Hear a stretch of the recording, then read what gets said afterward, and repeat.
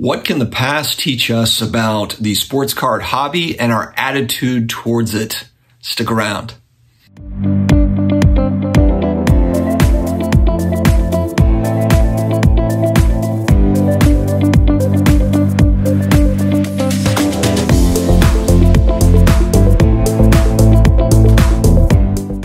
Hello to all my sports card collectors, investors, all of my collectibles friends. We are back again. It is another day. It is another sports card collectibles video. We've got a little bit of a twist today, something different. I thought this would be fun, just something I happened upon today. And I thought, you know what? I'm going to make a video about this. This is actually kind of interesting. If you're new here, please hit that subscribe button, the likes, the notification bell, all of the stuff down below. It helps us to reach out to as many people as possible here in the YouTube universe. We very much appreciate your help. Also, connect with me on IG at SportsCardDad and also on Twitter, the SportsCardDad.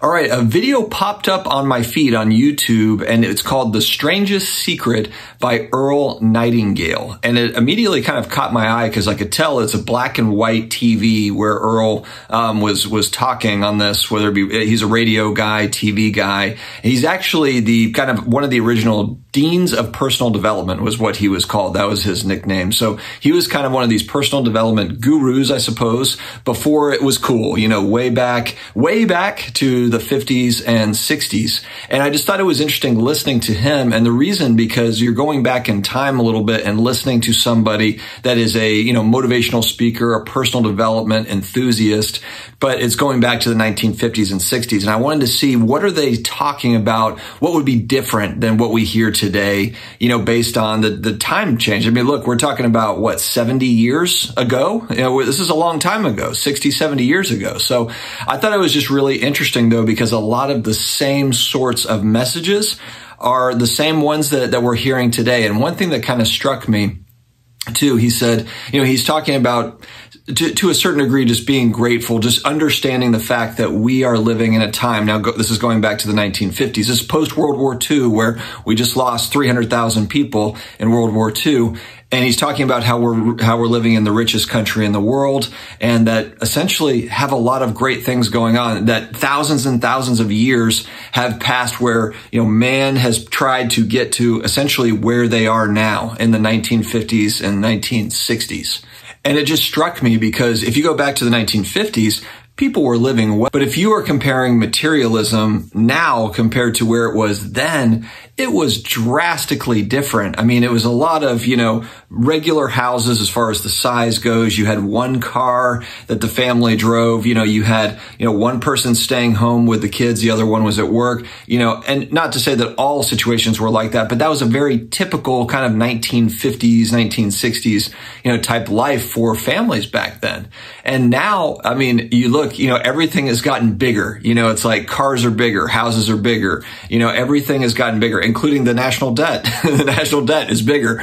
But as human beings, we've gotten so used to the way that things are now because we've been doing it for decades, the mass consumption. And that's the thing that kind of just struck me is like, man, this is a guy going back 70 years that feels great about his life, very happy with the way that things are. And it's not even in the same stratosphere as what it is now. And granted, I do understand that there are a lot of people that have a lot of stuff that have a lot of personal debts, but then there's also a lot of people that have a lot of stuff that don't have personal debts. They manage their money properly and they just have a lot. Essentially, Earl's big messaging is you are what you think you are, essentially. Your thoughts dictate your life. We become what we think about. And it's just kind of that power of positive thinking type messaging. It doesn't mean that you can't be realistic. It doesn't mean that you can't be, you know, smart and kind of looking at things from all angles. I think that's incredibly important, being self-aware, you know, being incredibly important in the sports card hobby. I think this is very important because, and Earl defines success essentially, and he was saying that all philosophers have different types of philosophies.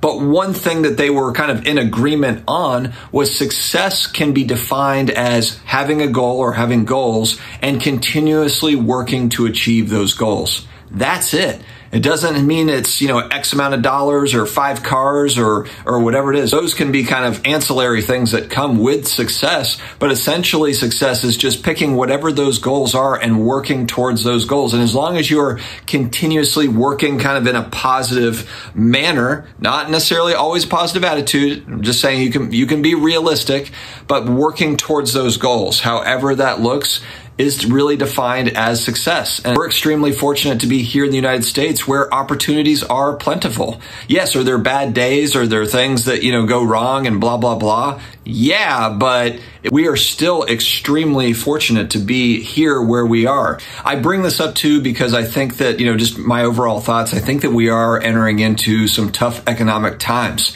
I don't think that it's going to be as easy as it has been in recent years. I just don't. I think that we're actually going to feel some pain here, some economic pain. I think there's going to be some economic pain coming. I've talked about it on recent videos, but just recent events that have taken place that have kind of led up to this.